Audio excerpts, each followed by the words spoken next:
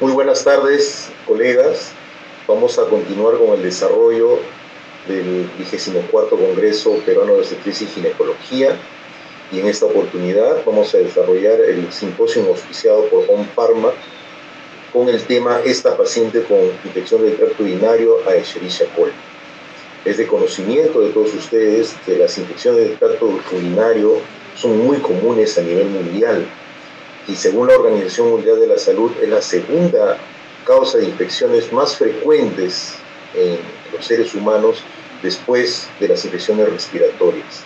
Se cree que más o menos la mitad de todas las mujeres tendrían una infección del tracto urinario durante su vida, y su presentación más común todavía es durante el embarazo, casi cerca de un 5 a 10% de gestantes, y que estos a su vez pueden traer serias complicaciones tanto maternas como fetales. Otra cosa que complica más esta situación de la infección urinaria es la resistencia a los antibióticos que en la actualidad disponemos. Por eso me nos parece muy importante poder desarrollar un simposio sobre infección del tracto urinario. Para el desarrollo del mismo, permítanme presentar a nuestro moderador, es el doctor Antonio Ciudad Reynó. Bueno, ya todos lo conocen, es nuestro actual presidente de la Sociedad Peruana de Obstetricia y Ginecología. El doctor Antonio Ciudad ha hecho estudios de pre y posgrado por la Universidad Nacional Mayor de San Marcos, tiene una maestría también en la Universidad Peruana Cayetano Heredia, es médico especialista en ginecología obstetricia en los consultorios del GOLF, es ex vice-chair de la sección Perú ante el Colegio Americano de Obstetricia y Ginecología EICOG, y es asesor permanente del Consejo Consultivo de la Fundación Instituto Hipólito Unanue. Buenas tardes, doctor Ciudad, y adelante con la moderación. Gracias, doctor Guevara. Efectivamente, el problema de la infección urinaria no solamente es un problema que lo sufre el paciente, sino lo sufre toda la sociedad, costando varios millones de soles el tratamiento de enfrentar este problema de una manera adecuada, con mayor razón si es que este problema de infección urinaria se comporta de una manera recidivante, crónica, con un importante costo tanto en la salud de la mujer como en la salud del país, constituyéndose efectivamente como un problema de salud pública. Este tema va a ser abordado por el doctor Jorge González Mendoza. El doctor Jorge González Mendoza es Master of Science in Infection and Health in the Tropics de la Escuela de Londres, de Inglaterra. Es miembro de la International Society for Infectious Disease. Es docente del curso de enfermedades infecciosas tropicales por la Universidad Peruana Cayetano Heredia y es docente también del Course of Clinical Tropical Medicine de la Universidad Peruana Cayetano Heredia. Con ustedes dejo al doctor González, tiene 45 minutos de exponencia y después desarrollaremos una ronda de preguntas. Doctor González, muy buenos días.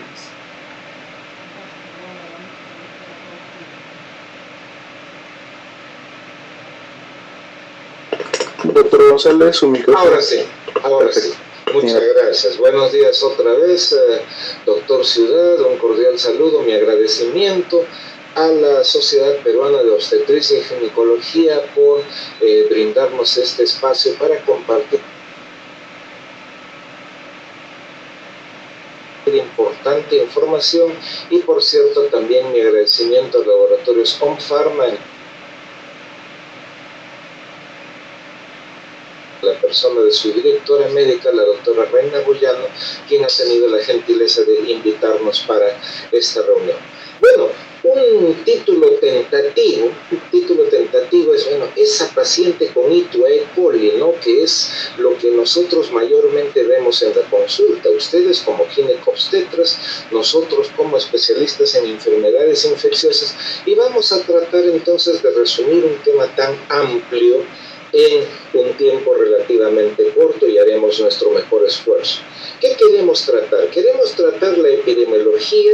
Un tema importante dentro de las infecciones del tracto urinario es la bacteriuria asintomática, que más de una vez nos da problemas y nos lleva entonces a preguntarnos quién debe ser tratado. En otras ocasiones la clínica de la infección del tracto urinario es tan evidente, ¿no?, que no consideramos necesario hacer el urocultivo, tratamos empíricamente, exitosamente, no exitosamente, vamos a ver por qué se produce eso. Tenemos que bajar en todo caso o desescalar el término más usado actualmente, el uso de antibióticos. Esa es otra pregunta que trataremos de responder. ¿Cuánto tiempo debiera durar el tratamiento? Y una cosa que omitimos poner allí, la protección que debieran recibir las pacientes en el caso de las infecciones recurrentes del tracto urinario. Ya lo dijeron mis predecesores muy acertadamente. Es una cifra muy grande de mujeres que sufren de infecciones del tracto urinario, ¿no? Entonces, tenemos aquí estas infecciones que son tan prevalentes, ¿no? Un 40% de las mujeres hacen por lo menos un episodio de infección urinaria durante su vida. La actividad sexual parece ser la causa, ¿no? Y en las mujeres en edad reproductiva tienen un riesgo significativo para tener una segunda y eventualmente hasta una tercera infección urinaria. Entonces estamos ingresando en el tema de las infecciones urinarias recurrentes. Pero cuando enfrentamos una infección urinaria, dentro de nuestro esquema mental hay algunas preguntas que nos hacemos y trataremos de responder. ¿La paciente tiene una infección que requiere antibióticos? Buena pregunta.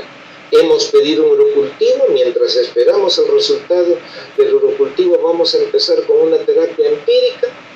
Han pasado un par de días, la paciente está mejor, no está mejor. Si está mejor, entonces ya hacemos la desescalación, pasamos del endovenoso a la vía oral, si es que fue necesario el endovenoso. ¿Por cuánto tiempo vamos a ofrecerle tratamiento a esta paciente? Y si va a necesitar un antibiótico a la paciente, ciertamente tenemos que preguntarnos y responder qué tipo de antibiótico va a utilizar, ¿no? Entonces nosotros tenemos nuestro esquema en el cual pues tal o cual opción de tratamiento será la más válida. Recordar que cuando usamos antibióticos pues tenemos diferentes mecanismos desde el punto de vista de la acción, ¿no? Que si van a afectar la membrana celular, que si van a inhibir la síntesis de ácido nucleico, si van a inhibir la síntesis de proteínas y un etcétera bastante amplio con el cual se supone que debiéramos nosotros hacerle la vida imposible a las bacterias. Sin embargo, las bacterias pues desarrollan mecanismos de resistencia, esto es, modificaciones para protegerse del efecto del antibiótico, para protegerse de aquel medicamento que ha sido diseñado para destruirlos, ¿no? Y aquel antibiótico o antibacteriano que previamente fue efectivo, ahora la bacteria literalmente se ríe del antibiótico, al igual que algunos se ríen de la justicia en este país. Pero bueno, no entremos en otro tipo de Honduras. Cuando tenemos un nuevo antibiótico, también muchos de nosotros caen o caemos en las modas, ¿no? Entonces llega el nuevo antibiótico, se usa y muchas veces se abusa. Y esto genera resistencia. Ya tenemos experiencias amargas, si se quiere, con determinados antibióticos y esto ha sido documentado en estudios en nuestro medio. Y la idea pues es tener el uso razonable, el uso racional del antibiótico, ¿no? Y por allí en las interconsultas algunos de nuestros colegas se sorprenden cuando de primera línea sugerimos el uso de un antibiótico antiguo, entre comillas, o de un espectro limitado. Pero, doctor González, usted es el infectólogo, ¿por qué está indicando esto? Yo suelo indicar en este tipo de situaciones cefaloporinas de quinta generación, que no sé si todavía se han inventado o no. Entonces, allí tenemos otra parte del problema. Ahora, veamos, como hace un ratito miramos qué mecanismos nosotros tenemos para hacerle la vida imposible a las bacterias, pero las bacterias eliminan el antibiótico vía bombas de flujo, se transmiten entre sí vía plásmidos, genes de resistencia a los antibióticos, tienen enzimas que degradan el antibiótico, tienen enzimas que alteran los antibióticos. En otras palabras, las bacterias tienen todas las opciones de reírse de nuestros antibióticos. Y mirando esto en mayor detalle, por ejemplo, el E. coli, principal causante de las infecciones urinarias, este es un estudio publicado hace unos 3 años en una serie de un hospital en Argentina. E. coli, que es nuestro principal agente infeccioso. 80% de resistencia a ampicilina, cerca de 40% de resistencia a ciprofloxacina, 20% en promedio de resistencia a cefalosporinas de primera generación, entonces pues estamos en una situación bastante difícil. Es cierto que esto es muy variable, es cierto que esto es puntual, pero nos sirve como referencia. La misma cosa en pacientes de edad avanzada en un hospital general en Argentina, más frecuente obviamente en mujeres que en varones, en diabéticos, en infecciones recurrentes, en hospitalizaciones. Aquí estamos hablando más bien de pacientes que tienen enfermedades de base y que por cierto pues son más vulnerables no solamente a los procesos infecciosos, sino a la generación y aparición de resistencia. Alemania, un estudio más antiguo, agente antibacteriano, cerca de 500 aislamientos de E. coli. ¿Cómo va la resistencia? Cerca de un tercio resistentes a amoxicilina clavulánico, 32, casi 33% o alrededor de los 30% resistentes a cotrimoxazol. Resistencia a ciprofloxacina y a sus primas levofloxacina y ofloxamina norfloxacina, y ofloxacina, fluctuando el 20%. Entonces estamos pues dentro de cifras bastante significativas. Pero ahora nos preguntaremos, muy bien doctor, usted ha presentado a Argentina, usted ha presentado a Alemania, ¿qué tenemos en Perú? Resistencia de E. coli a cipro en cerca del 70%. Esta es una serie que se hizo por el Instituto Nacional de Salud, en una serie basada en aislamientos de hospitales. Pido disculpas por esto que no se ve, que corresponde a micacina y gentamicina. 36% de 3.168 cepas con resistencia a gentamicina. 93% resistentes a ampicilina, y si nosotros vamos leyendo acá, cefalosporina de primera generación, cefasolina, 60% en promedio, 60% en promedio, cefotaxima, ceftazidima, cefepime y cefoxitima. Cipro, 70%, norfloxacina, 60%, cotrimoxazol, 76%. En otras palabras, de acuerdo con esta serie, insisto, son aislamientos de hospitales en Lima, Perú. Entonces estamos fritos, porque las cifras de resistencia son escandalosas, por decir lo menos, ¿no? Y bueno, se mantienen patrones de resistencia más o menos decentes a piperacilina, tazobactam, imipenem, meropenem, pero no vamos a usar pues ese tipo de fármacos en la práctica ambulatoria, por decirlo de esta manera. ¿Y qué pasa por otro lado con la bacteriuria asintomática? Se aíslan colonias de bacterias en una persona que no tiene síntomas, insisto, no tiene síntomas. Entonces, por allí va la cosa. Recordar que hay síntomas comunes de cistitis, de infección urinaria alto, asociada a catéteres, una orina turbia o de un olor desagradable, o mejor dicho, más desagradable, porque la orina además tiene un olor desagradable, eso no indica necesariamente una infección del tracto urinario, ¿no? Entonces hay que tener mucho cuidado también con esta condición. Y es prevalente la bacteriuria asintomática. Personas diabéticas, pacientes en hemodiálisis, personas con catéteres, por cierto, personas institucionalizadas, como dice la literatura anglosajona, y en mujeres mayores, así como en mujeres jóvenes saludables, ¿no? Entonces ese es un punto que tiene que interpretarse con sumo cuidado, ¿no? Y si hay bacteriuria asintomática, muchas veces vamos a tener piuria también, hasta en un 90%.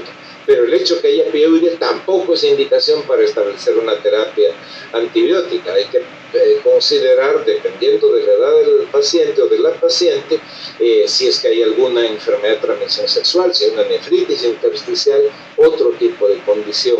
Entonces, tratar una bacteriuria asintomática del saque no ha demostrado beneficio. Estamos hablando de presencia de bacterias y sin síntomas de ningún tipo. ¿Y qué pasa? Pues si tratamos una bacteriuria asintomática, ¿no? Bueno, el antibiótico no está libre de eventos adversos, tenemos el problema de la resistencia por el mal uso de los antibióticos. Entonces por allí no va la cosa, por la posibilidad de ofrecer tratamiento antibiótico. Hay solamente dos situaciones en las cuales se trata la bacteriuria asintomática. En el caso de los procedimientos urológicos, para evitar una sepsis desde el punto de vista urinario, pero esos procedimientos no incluyen la colocación de una sonda. Y ustedes que conocen esto mucho mejor que yo, en una gestante. En la gestante la bacteriuria asintomática tiene indicación clara de ofrecer tratamiento. Muy bien. Ahora, sucede lo mismo con el caso de hongos. Esto es tema de interconsulta muchas veces, ¿no? En el urocultivo recuperaron hongos, ¿no? Entonces, hay series de pacientes asintomáticos en las cuales se ha completado el tratamiento con fluconazol y se volvió a recuperar cándida. Entonces, aquí tiene que verse con bastante cuidado si es que estamos hablando de una recuperación de hongos en el cultivo y que esto sea sintomático de manera tal que podamos tomar alguna actitud terapéutica. ¿Qué pasa con los urocultivos? ¿Qué pasa con la evolución de estos pacientes, ¿no? Necesitamos una buena muestra de orina, pero del saque no vamos a pedir urocultivos, pues si es una rutina, si es parte de un protocolo de cambio de catéter. La literatura dice como parte del plan de estudio de un síndrome febril, si no hubiera signos y síntomas urinarios. Respetuosamente discrepo con esto, porque si enfrentamos a un paciente con un cuadro febril prolongado del cual no tenemos una etiología definida, la famosa fiebre de origen desconocido, yo soy convencido que debemos tomar un urocultivo como parte del estudio de estos pacientes, ¿no? Ahora, sabemos pues que un examen de orina positivo, sugerente, la presencia de leucocitos y la presencia de las unidades formadoras de colonias, ¿no? Si es sin catéter estas cifras, con catéter estas otras cifras, y si estamos pensando en una urosepsis, si estamos pensando en una pielonefritis, se amerita tomar hemocultivos en la paciente. Ofreceremos terapia empírica. Bueno, si la clínica nos sugiere fuertemente la presencia de esta infección urinaria, bueno, daremos una opción por la vía oral. Las fluoroquinolonas dejaron de ser terapia de primera línea, quizás nitrofurantoína, quizás cotrimoxazol. Hay que ver la información local de resistencia, pero hace unos minutos hemos visto que la resistencia a cotrimoxazol está volando en esa serie, aunque esto debería actualizarse y debiéramos tener vigilancia, una vigilancia estricta, inclusive adentro de los mismos hospitales, porque lo que tenemos por decir en la sala de medicina no necesariamente corresponderá con cuidados intensivos o con pediatría desde el punto de vista de la vigilancia de la resistencia a los antibióticos por parte de las bacterias. Es cierto que se está haciendo un esfuerzo significativo, pero a mi juicio es cierto que no es suficiente o que en todo caso debiera ser permanente. No olvidar que las cefalosporinas orales pueden ser una buena opción de tratamiento, al igual que las tetraciclinas, específicamente doxiciclina. Alcanzan buena concentración en la vía urinaria y en el caso de las tetraciclinas, bueno, las contraindicaciones ya conocidas, el caso de las gestantes y de los niños menores de 8 años. Luego pasamos pues a ofrecer el tratamiento en la forma más simplificada posible de acuerdo con este esquema. Hay varios esquemas que son válidos. En lo personal nosotros utilizamos cefalexina, pero bueno, esto depende en mucho de la experiencia y por cierto de los patrones de sensibilidad del medio. La pielonefritis, aquí estamos hablando, si me permiten el término, de palabras mayores, estamos hablando de la posibilidad de una infección sistémica. Puede tener tratamiento por la vía oral, pero en muchas ocasiones la paciente tiene que ser hospitalizada, recibir terapia parenteral hasta que se defina pues la buena evolución de este cuadro. Tenemos allí entonces, en el caso de la pielonefritis, la posibilidad de, conforme se da la mejoría de la paciente, ir bajando, entre comillas, el antibiótico, pasarlo del endovenoso a la oral. Para esto ya hemos tenido el urocultivo, ya tenemos los patrones de resistencia y establecemos una duración apropiada del tratamiento. Si estamos hablando de catéteres, bueno, hay que tomar el urocultivo, recordar que más de 1000 unidades formadoras de colonias del patógeno urinario constituyen un urocultivo positivo en estos pacientes sometidos a este tipo de instrumentación. Y las mismas recomendaciones desde considerando la posibilidad del paso de endovenoso a oral y las duraciones del tratamiento que ya se encuentran establecidas. Hay otras infecciones urinarias complicadas, hay que ver si es que hay procesos subyacentes, hay que seleccionar el antibiótico dependiendo pues de la magnitud y la severidad de la enfermedad en el paciente. Pero hay otro problema bastante grande, damas y caballeros. Tenemos a las infecciones urinarias recurrentes, que son motivo de consultas recurrentes, vamos a decirlo de esta manera también. Entonces, aquí estamos hablando de 2 o más episodios de infección urinaria en 6 meses o 3 o más en un año, ¿no? Una infección urinaria no complicada, muchas son reinfecciones o recaídas, ¿no? Entonces, esto no está, mejor dicho, se ve con mucha más frecuencia en premenopáusicas, no gestantes, en quienes no se ha documentado alguna anormalidad anatómica o en todo caso alguna comorbilidad relevante. Y afecta, como se mencionó al inicio en las infecciones urinarias, la calidad de vida. Personas que tienen síntomas persistentes, restringen sus actividades, no asisten a clases, a trabajar. Es una condición benigna, pero difícil que sea benigna, pues si vamos a tener dolor, malestar, ansiedad y una serie de complicaciones. Y es una necesidad médica aún no satisfecha. Se utilizan, hay el uso o el mal uso de los antibióticos en muchas infecciones y están apareciendo cada vez más y más microorganismos multidrogo resistentes. Entonces, si estamos hablando de una forma recurrente, necesitamos prevenirla y no necesariamente con el uso de antibióticos. Es cierto, puede modificarse el tratamiento, puede utilizarse algunos otros productos entre signos de interrogación, ya veremos por qué, y la profilaxis con antibióticos que ya se mencionó. Sin embargo, insisto, la cistitis recurrente es un problema médico porque tenemos bacterias multidrogo resistentes, porque tenemos pocos nuevos antibióticos que están saliendo, hay la posibilidad de efectos colaterales o de alergias, entonces la situación se complica. La pregunta entonces por los 64,000 es ¿cómo vamos a proteger a los pacientes de estas infecciones urinarias recurrentes? Se habló de los estrógenos, hay evidencia de que los estrógenos tópicos podrían ayudar a las mujeres posmenopáusicas, sin embargo, el nivel de evidencia o el grado de la recomendación no parecen ser lo suficientemente contundentes. El uso de probióticos, arándanos, el cranberry y una serie de situaciones, y tenemos al final un lisado bacteriano que tiene una recomendación contundente, pero veamos qué nos ofrece la evidencia, que esto es, a mi juicio, lo más importante.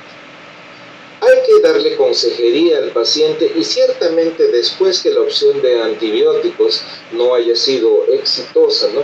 Entonces, tras haberse solucionado el problema de la infección urinaria o el episodio de infección urinaria o inclusive en algunas ocasiones concomitantemente con el tratamiento antibiótico pudiera ofrecerse este tipo de tratamiento profiláctico a las pacientes. Por ejemplo, con los antimicrobianos podría ofrecerse nitrofurantoína, fosfomicina o en las gestantes dosis bajas de cefalosporinas de primera generación. Sin embargo, pues se han descrito reacciones adversas y pulmonares. Y hay que recordar que si ofrecemos profilaxis con antibióticos, va a haber alteraciones a nivel de la microbiota vaginal, puede haber como complicación la aparición de una micosis localizada y entonces la situación se complica. Aparte, ya se mencionó la posibilidad de efectos adversos de los antibióticos. Estrógeno, 24 estudios, con más de 4,000 participantes, hubo cierta reducción en las infecciones del tracto urinario. El arándano, al cual se le atribuyen una serie de propiedades, no hubo reducción significativa de la ocurrencia de las infecciones del tracto urinario, entonces nos estamos quedando cortos. D-manosa, que es un bloqueador de la adhesión, se compara contra nitrofurantoína y contra un grupo de pacientes sin profilaxis. Entonces aparecería o sería aparente que habría cierto grado de protección, pero no alcanza la significancia estadística debida. Entonces vayamos un paso más allá. Tenemos a OM89, que es un lisado bacteriano liofilizado de E. coli, y esto es tomado de cepas uropatógenas de E. coli. ¿Qué es esto? Esto es un inmunoestimulante, es una terapia inmunoactiva que tiene estudios clínicos de sustento y metaanálisis, y los estudios clínicos de sustento han cumplido pues con las recomendaciones apropiadas. Aquí no sé qué pasó. Un ratito, por favor, por alguna razón.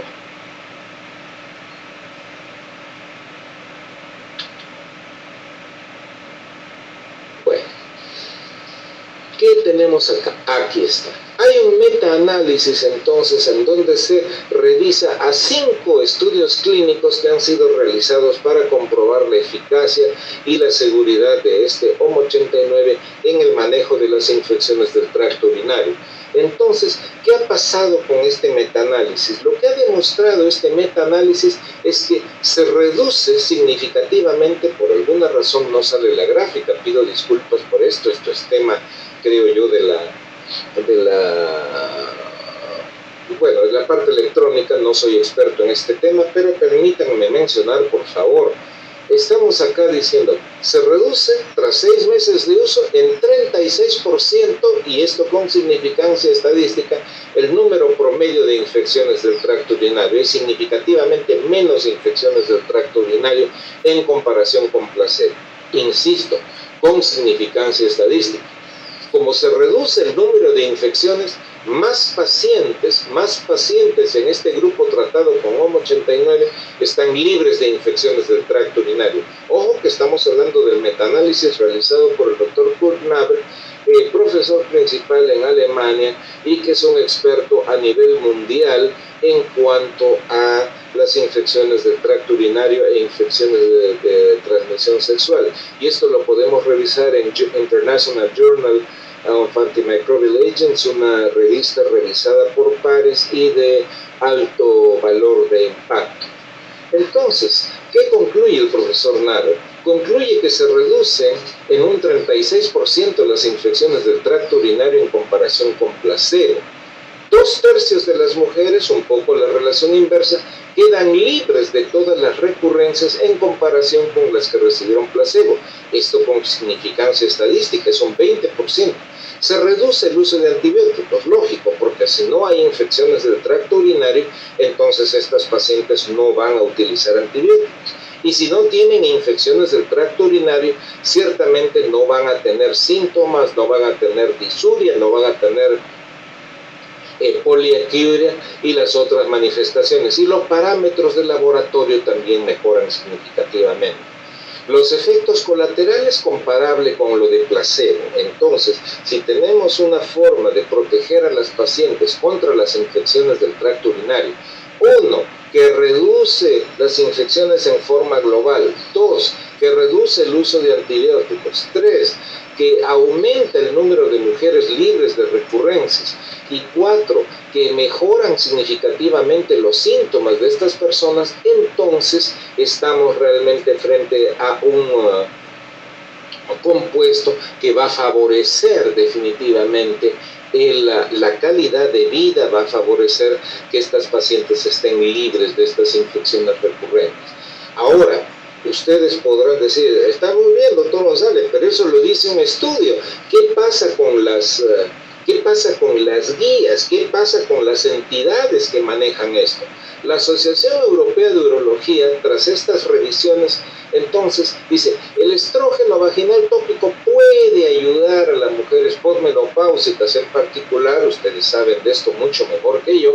Sin embargo, el nivel de evidencia, estamos hablando de la protección contra infecciones urinarias. El estrógeno tiene otras indicaciones y otras ventajas. Por eso dije, ustedes saben de esto mucho más y mejor que yo. Pero desde el punto de vista de las infecciones urinarias recurrentes, no hay pues esta protección que se esperaría. Probióticos no han demostrado mayor ventaja. De los arándanos ya se habló, aunque tienen una popularidad enorme. De manosa ayuda, pero no es suficiente. Por allí hay algunas indicaciones de instilación endovesical. Vamos a hacer instilaciones endovesicales en un gran número de mujeres que llegan a la consulta. Eso no es práctico. Sin embargo, la Sociedad o Asociación Europea de Urología le da pues a OM89, a este lisado bacteriano de coli, una recomendación contundente con un nivel de evidencia absolutamente significativo. Y no solamente lo dicen las guías europeas, las guías brasileñas, las guías de México también recomiendan el uso de este tipo de producto como protección pues para estas infecciones urinarias recurrentes. Ahora, ¿qué pasa en Latinoamérica? Nos pueden decir, doctor González, usted nos habla del resto del mundo, pero ¿qué pasa por estos lares? El consenso latinoamericano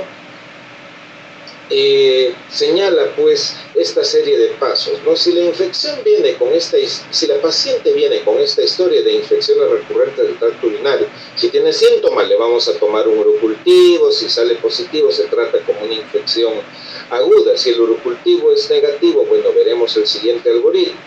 Ahora, si el urocultivo después del tratamiento persisten los síntomas o si se resuelven los síntomas y estamos en la vulnerabilidad de otro episodio, constituyendo la posibilidad de una infección recurrente del tracto urinario, entonces tenemos que ofrecerle pues la profilaxis, ¿no?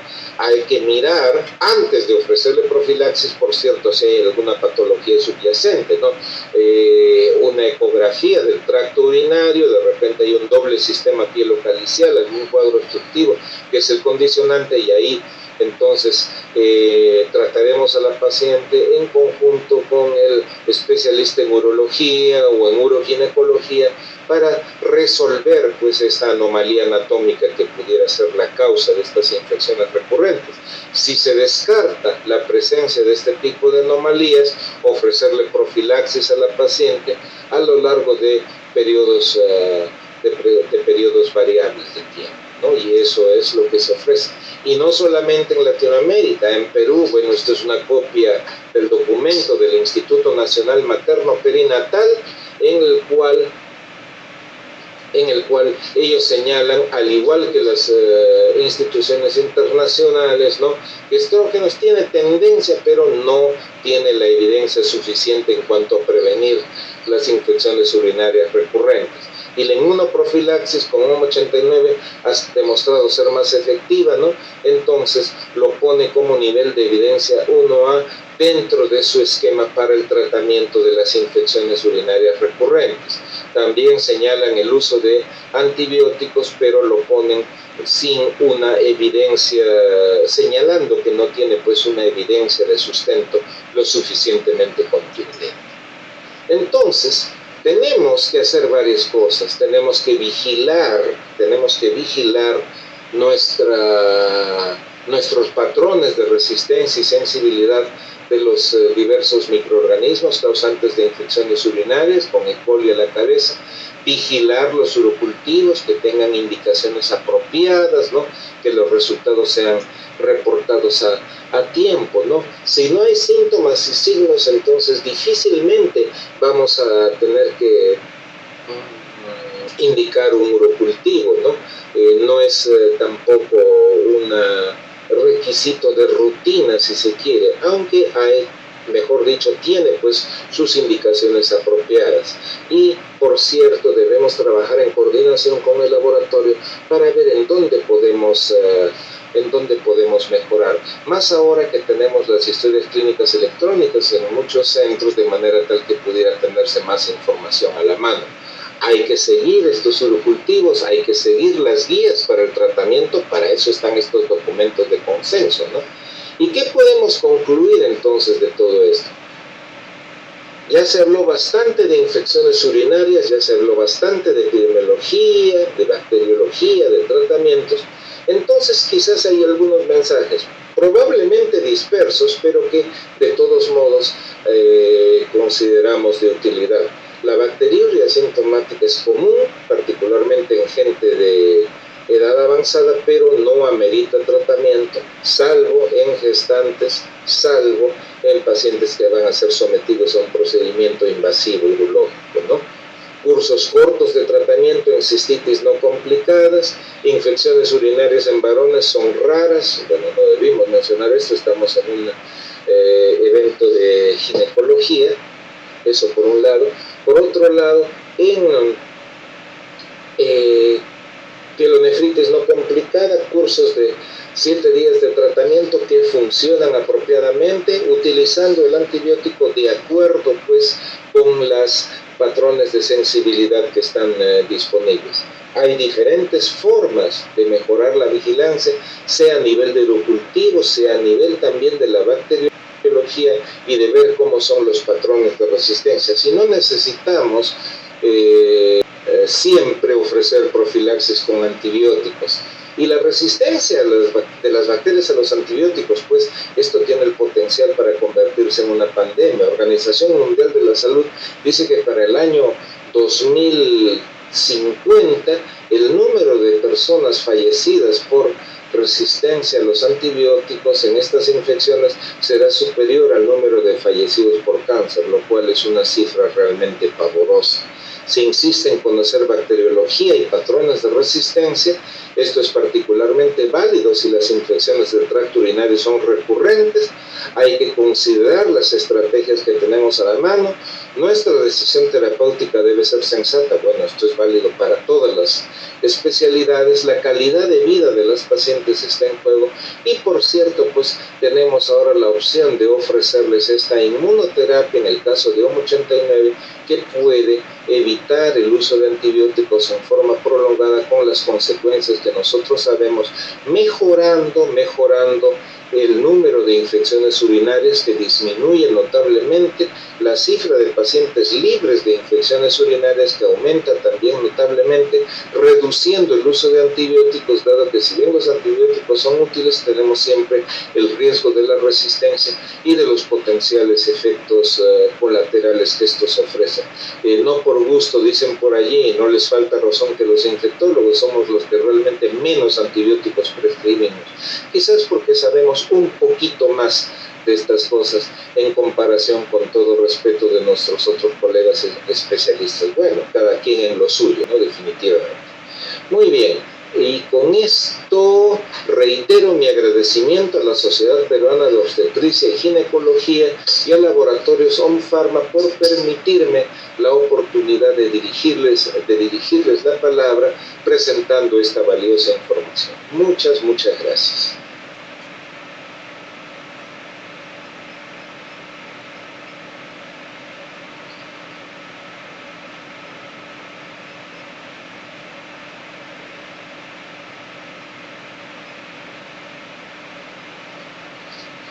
Muchas gracias, doctor Jorge González, por su excelente presentación. Gracias. Sí, que nos ha ilustrado bastante sobre un tema, como dijimos al principio, muy frecuente y que a veces pues no tenemos los suficientes datos para poder dar un tratamiento adecuado. Voy a dejar en uso la palabra al doctor Antino Ciudad para que siga con la moderación. Gracias, doctor Guevara. Muchas gracias, doctor González, por su presentación, realmente muy ilustrativa. Realmente el problema de la infección urinaria es un problema de calidad de vida, especialmente si esta infección urinaria es una infección urinaria recurrente, que tiene 2 episodios de infección en 6 o 3 episodios de infección en un año. Amerita investigar las causas de esta recurrencia en una paciente que lo padece, o simplemente debemos conformarnos en tratar los episodios agudos cuando estos se presentan. En primer lugar, tenemos que investigar las causas y, por cierto, estas causas por lo general son de origen anatómico. No hay alguna anomalía desde el punto de vista morfológico, anatómico, que pudiera condicionar a estas pacientes o a los pacientes en general a desarrollar un cuadro obstructivo, y por tanto, pues ahí está se encuentra la éstasis de la orina y la mayor vulnerabilidad a infecciones. Esto por un lado. Un punto que a veces pasamos por alto es que puede haber sintomatología y el tema corresponde a una infección de transmisión sexual. Es cierto que nos estamos saliendo del tema, pero en personas jóvenes, en mujeres en edad reproductiva, es una situación que debemos tener en mente también.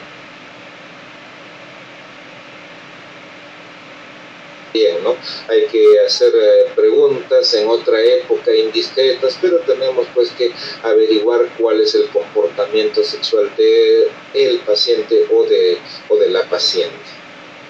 Gracias, doctor. Hay otra pregunta también que es con relación, usted ha presentado los beneficios terapéuticos que tiene el inmunomodulador ON89, o también conocido como Urovaxón, sobre el beneficio para tratar y prevenir las infecciones urinarias recurrentes.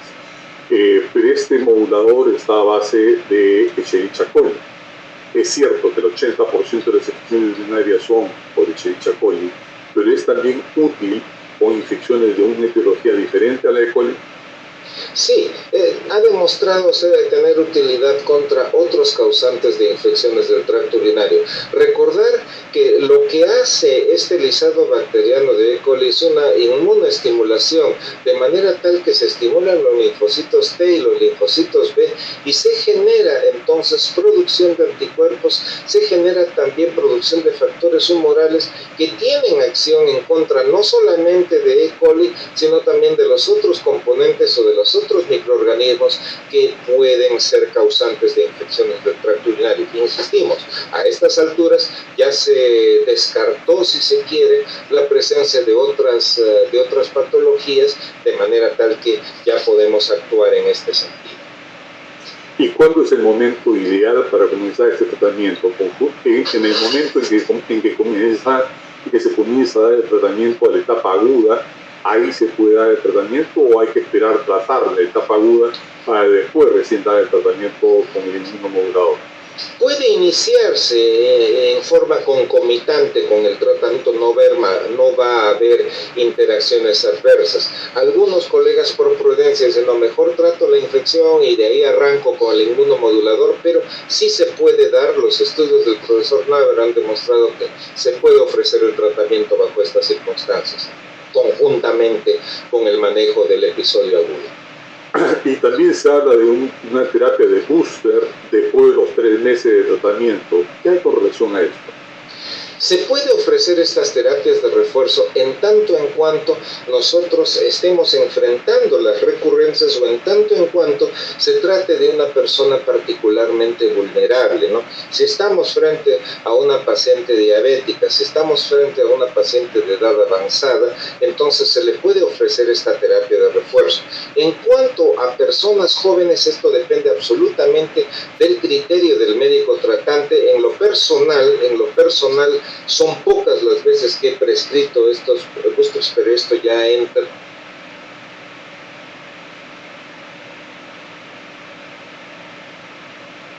en el terreno de la medicina basada en experiencia antes que la